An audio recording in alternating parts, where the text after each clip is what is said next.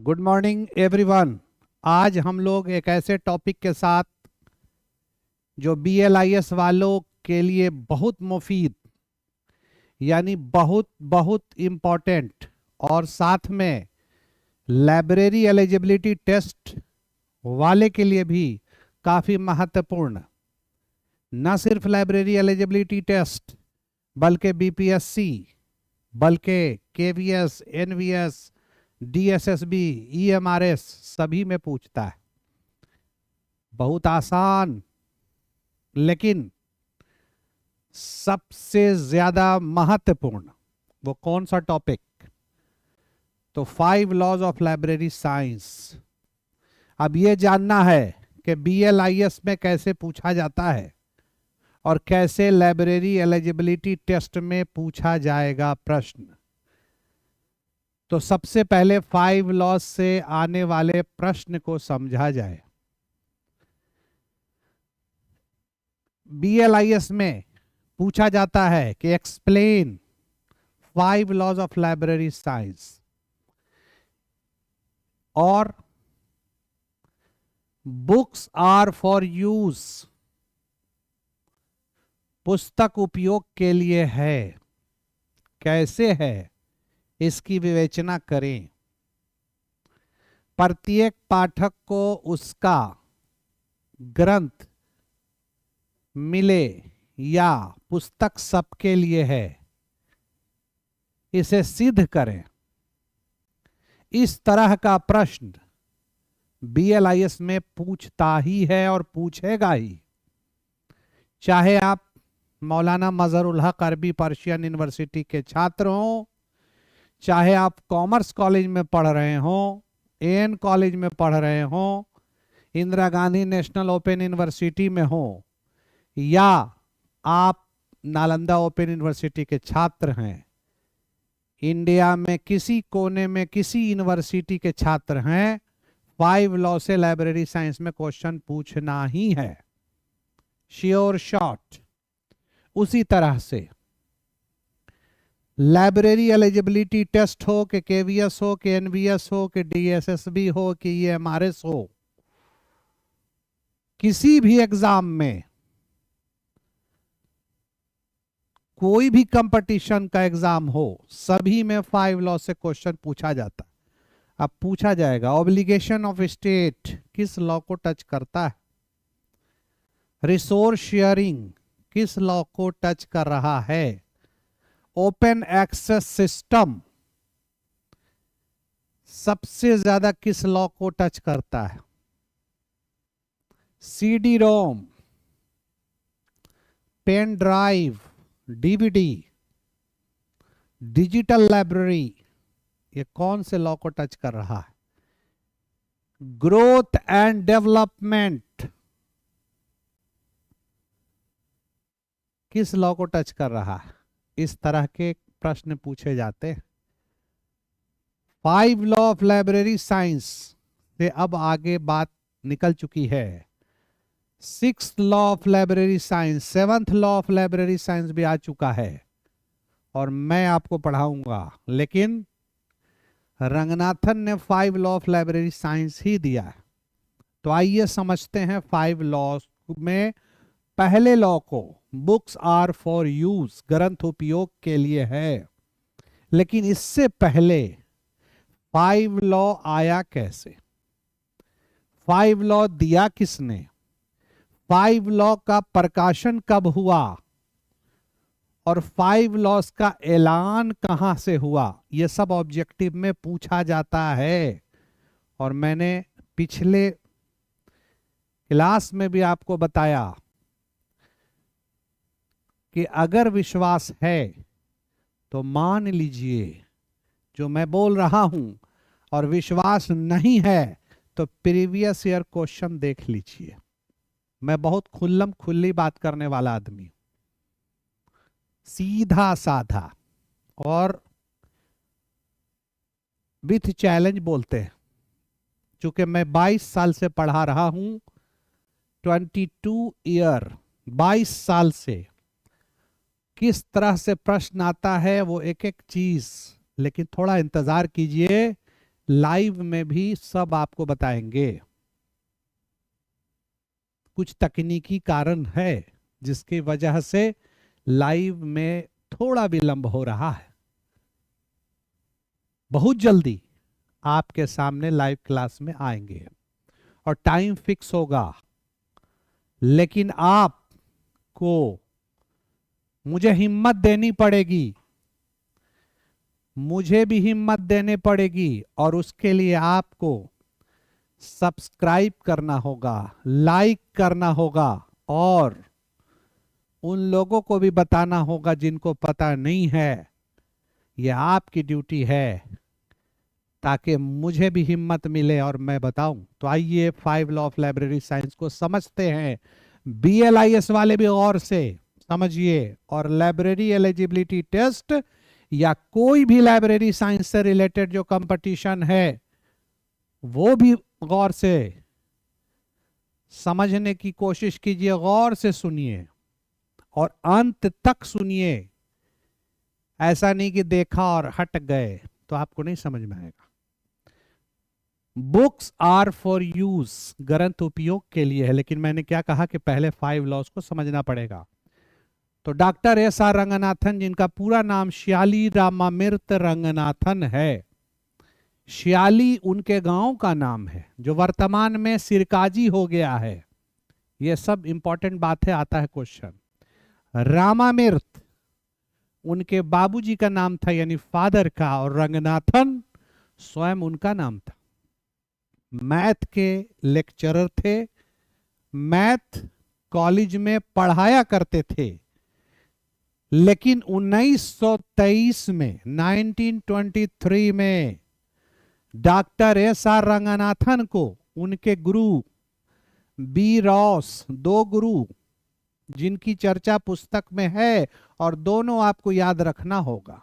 B Ross जो math के गुरु और बहुत अच्छे दोस्त थे, मैंने कई बार बोला है जब मैंने ऑफलाइन में क्लास लिया है, चाहे BLIS का या नेट का या कोई भी कंपटीशन का, जब मैं क्लास लेता हूं उसमें मैं बताता हूं कि एक अच्छे टीचर को एक अच्छा दोस्त होना चाहिए, एक अच्छा मोटिवेटर होना चाहिए, एक अच्छा गाइड होना चाहिए, एक अच्छा कोच होना चाहिए, क्योंकि शिक्षक के मतलब ही होता है शिखर पर ले जाने वाला, कामयाब करने वाला, वही है शिक्षक।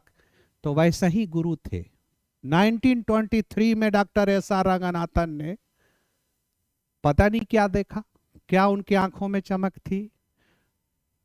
रंगनाथन को उनके गुरु बी रॉस ने कहा कि वैकेंसी आई हुई है यूनिवर्सिटी लाइब्रेरी, मद्रास यूनिवर्सिटी के लाइब्रेरी में लाइब्रेरियन का पद, अप्लाई कर दो। रंगनाथन ने अप्लाई कर दिया गुरु के बात पे। मैथमेटिक्स के आदमी हैं, BLIS नहीं, MLIS नहीं, CLIS नहीं, कोई लाइब्रेरी साइंस नहीं, मैथ के हैं, अप्लाई कर देते हैं। 24 में इंटरव्यू होता है और आपको याद रखना है कि कुल 900 लोगों ने अप्लाई किया था, 900 लोग ने, और पद 100 साल से ज्यादा हो गया, 102 साल कंप्लीट हो चुका। जब उस समय एक पद के लिए 900 लोग अप्लाई किए थे, तो आज तो बेरोजगारी है, आज तो नौकरी का मारामारी है। अगर एक पद पे अगर 5 और 7 लोग 10 लोग के हिसाब से 10 गुना अगर बुलाया जा रहा है कहीं, तो परेशान क्यों होते हैं। मेहनत अगर सही होगा तो आप ही का सिलेक्शन होगा, पढ़ेंगे ढंग से तो आप ही का सिलेक्शन होगा, और आप ही कामयाब होंगे जैसे रंगनाथन कामयाब हुए थे। रंगनाथन ने तैयारी किस चीज से किया, क्योंकि लाइब्रेरी के बारे में जानते नहीं थे। डॉक्टर SR रंगनाथन के बारे में आता है कि इंसाइक्लोपीडिया ऑफ लाइब्रेरी साइंस से उन्होंने जाना कि लाइब्रेरी क्या होता है, लाइब्रेरी में कौन सा काम होता है, लाइब्रेरी के बारे में, यानी detail information about the library and library services. Library की एक्टिविटीज कि how to use reading material, how to use reference material, how to connect with user, ये सारी चीज उन्होंने इंसाइक्लोपीडिया ब्रिटानिका से सीखा। और वही एस.आर. रंगनाथन जो मैथ के थे, उन्होंने कुछ रिसर्च पेपर भी पब्लिश कराया था और यही आधार बना उन्हें सेलेक्ट होने में। और 900 लोगों में 899 लोगों को पछाड़ने में वो कामयाब हो गए और उनका सिलेक्शन हो जाता है। सिलेक्शन होने के बाद 1924 में 1924 में कुल 20 साल मद्रास यूनिवर्सिटी में वो लाइब्रेरियन रहे हैं, 20 ईयर। ये भी क्वेश्चन आता है। 1924 में वो ज्वाइन करते हैं और लाइब्रेरी में काम करना शुरू कर देते हैं एज ए लाइब्रेरियन। और जब डॉक्टर एस.आर. रंगनाथन वहां काम कर रहे हैं, डॉक्टर एस.आर. रंगनाथन को बहुत परेशानी हो रही है, कुछ समझ में नहीं आ रहा है। यहां तक मन बनाया उन्होंने कि अब हम छोड़ देते हैं, कौन से जंजाल में हम फंस चुके हैं। मैं तो मैथ में पढ़ रहा था, मैथ को पढ़ा रहा था, मैथ के में खेल रहा था, और मन बना के जाते हैं कि अब इसको बाय बाय टाटा करते हैं लाइब्रेरी को। उस समय के कुलपति के पास, उस समय के जो कुलपति महोदय थे वो अंग्रेज हुआ करते थे, क्योंकि हमारा देश आजाद नहीं हुआ था। और जब वहां गए और जा करके अपनी बातों को प्रकट करते, अपने विचारों को रखते, उससे पहले कुलपति महोदय ने कहा कि मुझे पता है कि आप मैथ के आदमी हैं और आपको कठिनाई हो रही है, आप के लिए मैंने जाने की व्यवस्था कर दी है और आप लंदन जाइए। स्कूल ऑफ लाइब्रेरी साइंस में गए वो और उनके गुरु W.C.B. शेयर्स बने 1924 में। ये भी क्वेश्चन है लाइब्रेरी एलिजिबिलिटी टेस्ट वाले के लिए कि कब गए थे लंदन, तो 1924 में गए थे। उनके गुरु कौन थे, तो लाइब्रेरी साइंस के गुरु W.C.B. शेयर्स थे।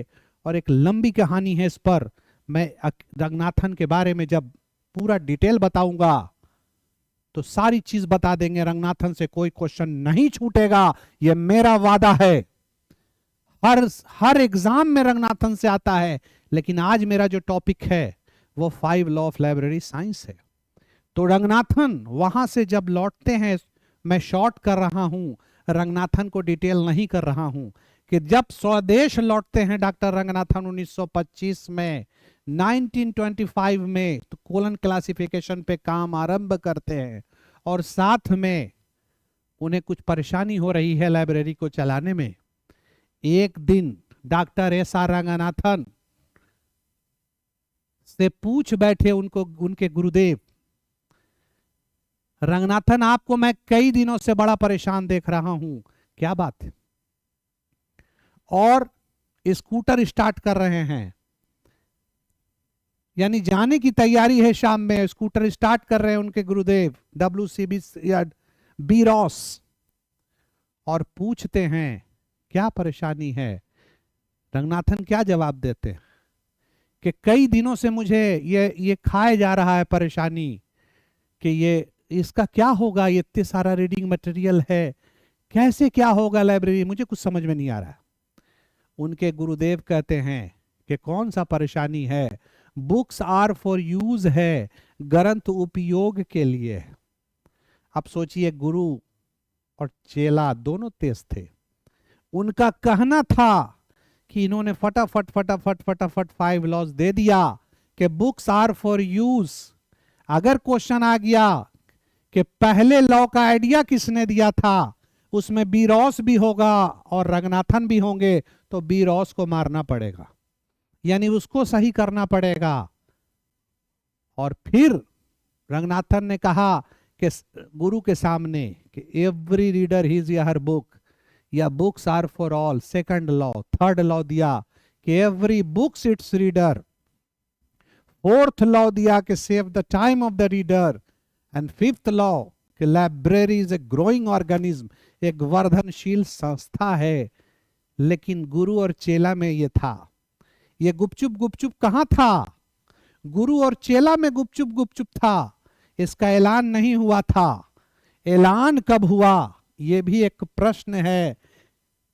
कि जब पुस्तकालय सम्मेलन चल रहा था, पुस्तकालय का अधिवेशन चल रहा था मीनाक्षी कॉलेज में, अन्नामलाई नगर मीनाक्षी कॉलेज में, और 1928 में 1928 में तो रंगनाथन ने उस दिन ऐलान कर दिया 5 लॉ ऑफ लाइब्रेरी साइंस। यानी क्वेश्चन अगर आया कि 5 लॉस का ऐलान कब हुआ या 5 लॉस कब आया, तो आप 1928 कहां? तो मीनाक्षी कॉलेज, अन्नामलाई नगर। और 1931 में इसको प्रकाशित कर दिया गया। कहां से किया गया? तो मद्रास लाइब्रेरी एसोसिएशन से किया गया। यानी आपको याद रखना है कि 5 लॉज जो है, 5 लॉज कब आया? तो 1928 में आया है। और पब्लिश्ड कब हुआ?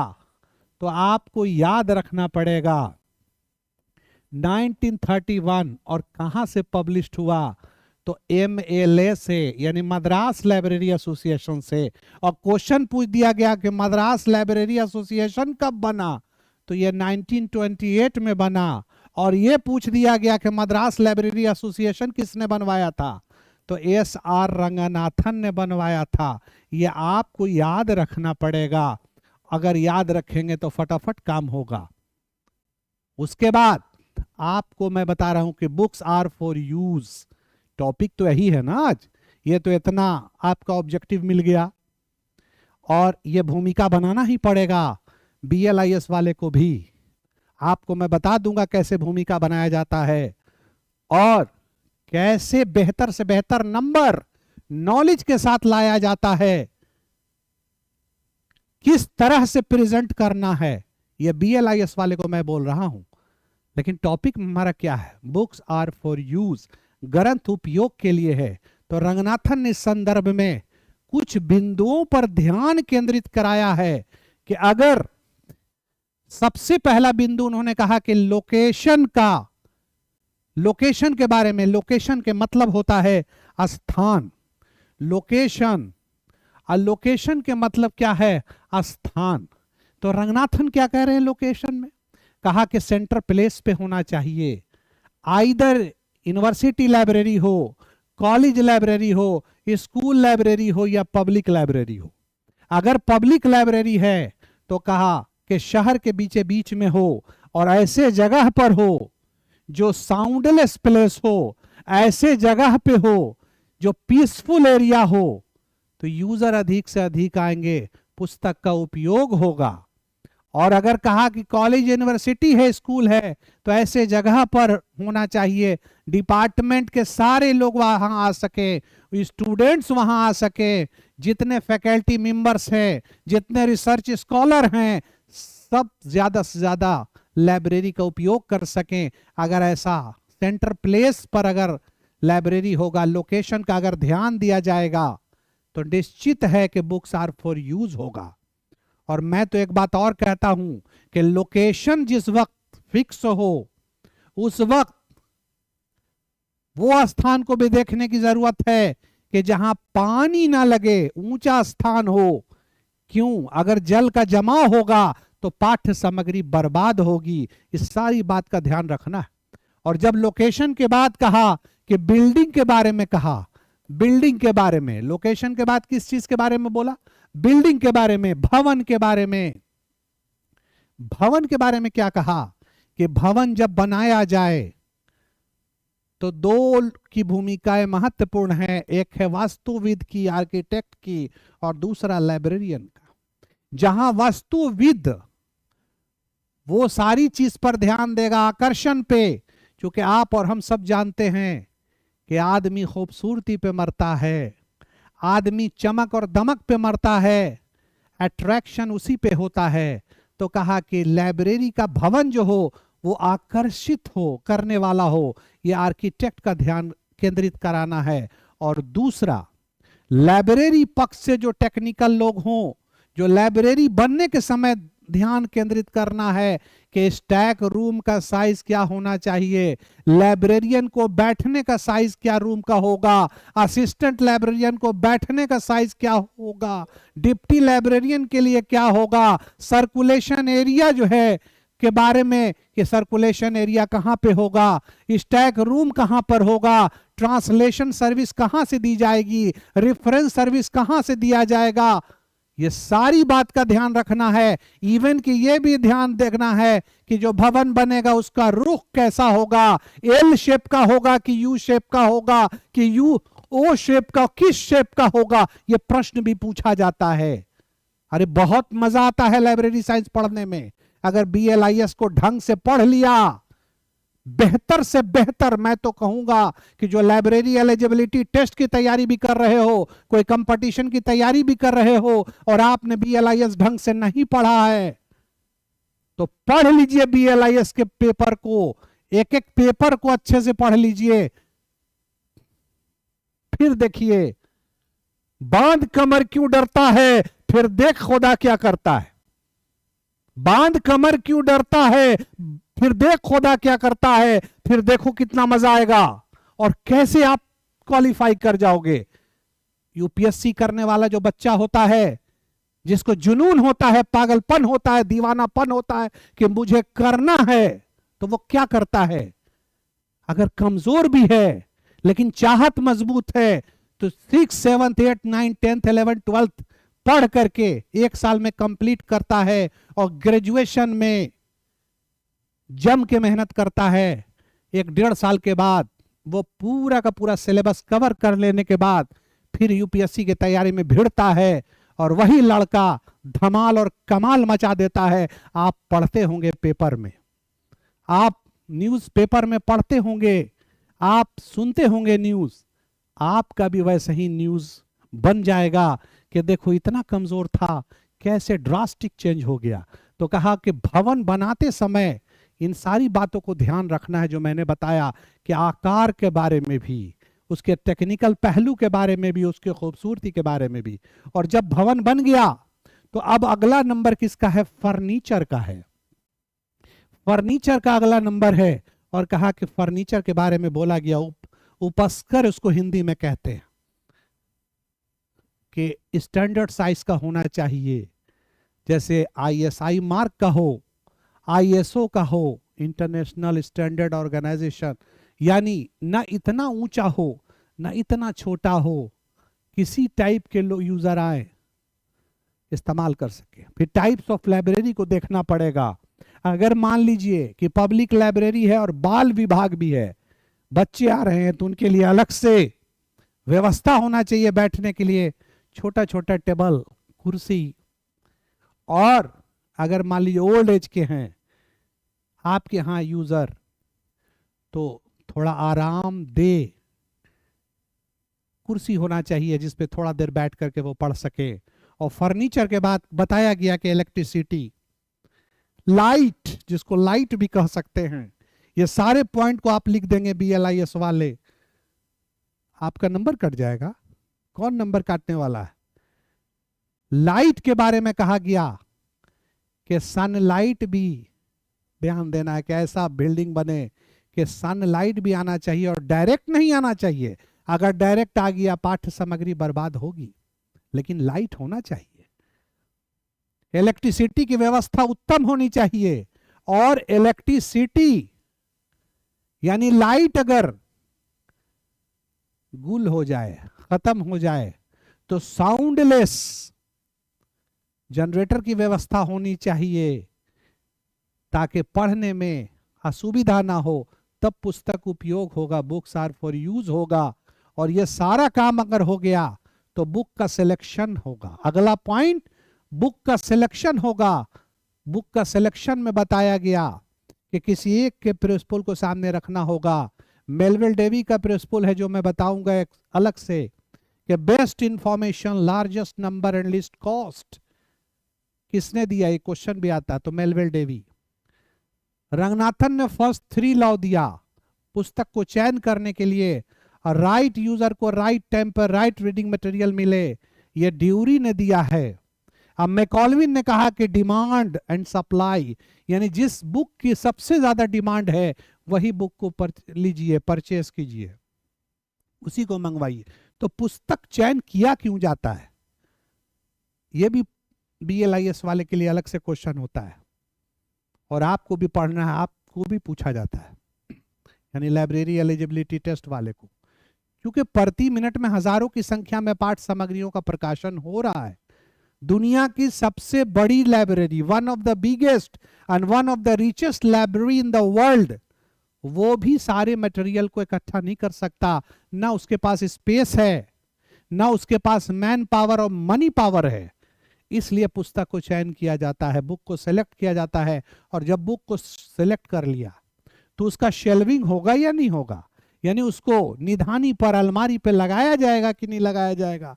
तो लगाया कैसे जाएगा, तो क्लासिफाइड वे में, यानी बुक का क्लासिफिकेशन होगा। क्लासिफिकेशन के मतलब क्या होता है, classification is the technique of organizing knowledge in the library, कि how to arrange the book systematically and logically. समान वस्तु को एक साथ रखना या समानता और असमानता के आधार पर व्यवस्थित करना ही वर्गीकरण है। अगर वर्गीकरण करके रखा जाएगा तो एक यूजर आसानी से पाठ सामग्रियों को निकालेंगे, बुक्स आर फॉर यूज होगा। फिर कहा कि कैटलॉग बनाना होगा। कैटलॉग क्या होता है, a list of book in particular library. Library में क्या है, लाइब्रेरी में कहां है और लाइब्रेरी में कैसे है। पुस्तकालय का दर्पण कहा जाता है, पुस्तकालय का कुंजी कहा जाता है कैटलॉग। तो कहा कि कैटलॉग अगर बना हुआ होगा तो पाठ सामग्रियों का यूज होगा, और पाठ सामग्रियों का यूज होगा यानी पहले लॉ का पालन होगा, बुक्स आर फॉर यूज होगा। और ये सब जब होगा तो कहा कि ओपन एक्सेस सिस्टम होगा तभी होगा। इस पर भी अलग से मैं क्लास बनाऊंगा। ओपन एक्सेस सिस्टम, आबाद प्रवेश प्रणाली, ठेठ भाषा में समझ लो कि बगैर कोई रोक ठोक के लाइब्रेरी में प्रवेश, जैसे मॉल में जाते हो अपने पसंद के कपड़ा चुन के ले आते हो। कहा कि उसी तरह से 2 तरह का सिस्टम होता है, open access and close access. इस पर डिटेल आपको मैं बताऊंगा। तो ओपन एक्सेस सिस्टम यानी बगैर किसी रोक ठोक के आप लाइब्रेरी में गए, अपने पसंद की पाठ्य सामग्रियों को निकाल लिया। चूंकि क्लासिफिकेशन किया हुआ बुक है, एक जगह पर एक विषय की किताब रखी हुई है, आप वहां से पाठ सामग्री निकाल लिया, अपनी जरूरत को पूरा कर लिया, आपका ज्ञान की पिपासा शांत हो गया, बुक्स आर फॉर यूज हो गया। उसके बाद बताया कि रेफरेंस सर्विस का होना जरूरी है। ये सारे पॉइंट्स को बुक्स आर फॉर यूज में पढ़ना है आपको। संदर्भ सेवा, ये होता क्या है, उपयुक्त पाठक को उपयुक्त समय पर उपयुक्त सामग्री व्यक्तिगत सहायता के द्वारा प्रदान किया जाता है। अब ये भी क्वेश्चन अलग से आ जाएगा। उपयुक्त पाठक को उपयुक्त समय पर उपयुक्त सामग्री व्यक्तिगत सहायता के द्वारा दिया जाता है, ये कौन सा सेवा है। तो आप पढ़े रहोगे पूरा डिटेल, तब ने बोलोगे कि ये रेफरेंस सर्विस है, टक से मार दोगे। या फिर इसी में पूछ दिया जाएगा कि किसने कहा, हु सेज, किसने कहा। तो डॉक्टर रंगनाथन आपको पता होगा तब ने खट से दे दीजिएगा, आपको पता नहीं रहेगा तो कहां से दीजिएगा, सवाल ही नहीं है। तो कहा कि रेफरेंस सर्विस में क्या होता है कि पाठक और पाठ सामग्री के बीच में, पाठक और पाठ सामग्री के बीच में कौन आता है, स्टाफ। और स्टाफ क्या करता है, उसका मिलान करता है, यानी पाठक और पाठ सामग्री को मिला देता है व्यक्तिगत सहायता के द्वारा। तो पुस्तक उपयोग हो जाती है, बुक्स आर फॉर यूज। और कहा कि यह सारा काम फोकटवा में होगा, ये फोकट में होगा, फोकट में। तो कहा इसके लिए फाइनेंस की जरूरत पड़ेगी, लेकिन कब, पहले इसका बुक फेयर में भी पुस्तक को लगाया जाएगा, एग्जीबिशन भी लगाया जाएगा, डिस्प्ले में भी लगाया जाएगा। क्यों लगाया जाएगा, ताकि पुस्तक का उपयोग हो जाए, बुक्स आर फॉर यूज हो जाए, ग्रंथ उपयोग के लिए। और इन सब चीज के लिए फाइनेंस की जरूरत है, वित्त की जरूरत है। फोकट में कुछ नहीं होता, फोकट में कुछ नहीं होता। तो कहा कि फाइनेंस अगर, वित्त की व्यवस्था अगर उत्तम होगा, निश्चित है कि लाइब्रेरी की सेवा बेहतर ढंग से चलेगी। और जब लाइब्रेरी का सेवा बेहतर ढंग से होगा तो यूजर को सही समय पर सही सूचना, सही पाठ्य सामग्री मिलेगा और बुक्स आर फॉर यूज होगा। अगर इसको ढंग से पढ़ लिया तो न सिर्फ कंपटीशन के लिए बल्कि आपको बता दें कि BLIS वाले के लिए भी लिखना आसान होगा। गौर से अगर इसको सुन लीजिएगा तो भी BLIS में लिख दीजिएगा, ये मेरा वादा है। कल हम लोग सेकंड लॉ क्या है? एवरी रीडर हिज या हर बुक्स, या बुक्स आर फॉर ऑल। इसमें 4-5 पॉइंट है। Obligation of state, obligation of authority, obligation of staff and obligation of user. Obligation का मतलब कर्तव्य होता है, इसको डिटेल कल बताएंगे। आज मैंने क्यों इसको टच कर दिया, ताकि आप पढ़ लेना। BLIS का बुक अगर आपके पास होगा तो पढ़ लीजिएगा। लेट वाले को भी मैं कह रहा हूं, लाइब्रेरी एलिजिबिलिटी टेस्ट या कंपटीशन के कोई भी तैयारी कर रहे हैं, कि पढ़ लीजिएगा सेकंड लॉ। और BLIS वाले लोग भी पढ़ लीजिएगा। अगर सेकंड लॉ आपने पढ़ लिया 5 लॉज का और फिर मुझसे सुन लीजिएगा, आपका काम हो गया। तो बाय बाय, थैंक यू। आपको मैं आशीर्वाद दे रहा हूं कि आप आगे बढ़ें, खूब पढ़ें और बेहतर से बेहतर जगह सेट हों। बहुत स्कोप इसका है। जैसे जैसे आप पढ़ेंगे, जैसे जैसे लाइब्रेरी साइंस के स्कोप को जानेंगे, मुझे बोलने की ज़रूरत नहीं होगी, खुद आप पढ़ेंगे। कहा कि जब भूख लग जाती है तो खुद खाने की तलाश होती है। एक व्यक्ति को बोलना नहीं पड़ता है जब उसे पता होता है कि 6 बजे उठ के अगर हम अपने दुकान को खोल लेंगे तो मुझे ग्राहक मिलेगा, ग्राहक के द्वारा पैसा मिलेगा। तो कहा कि सारे लोग सोए रहते हैं, लेकिन वो दुकान खोल करके बैठ जाता है और फिर ग्राहक के द्वारा वो पैसा इकट्ठा करता है, अपने बिजनेस को आगे बढ़ाता है।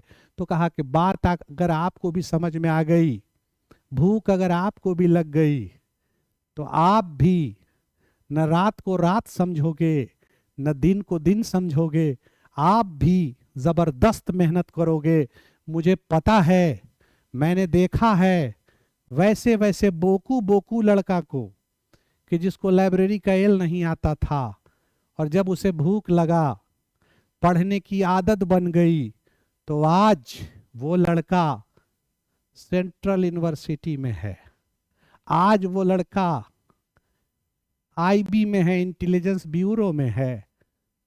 कभी अगर आएगा यहाँ मुझसे मिलने के लिए, चूंकि मुझसे ही पढ़ा है, तो आप से मिलवाऊंगा, अवश्य मिलवाऊंगा। Thank you very much. आप पढ़ें और आगे बढ़ें। इसी के साथ मैं आज आपसे अलविदा चाहता हूँ। Bye bye, Tata.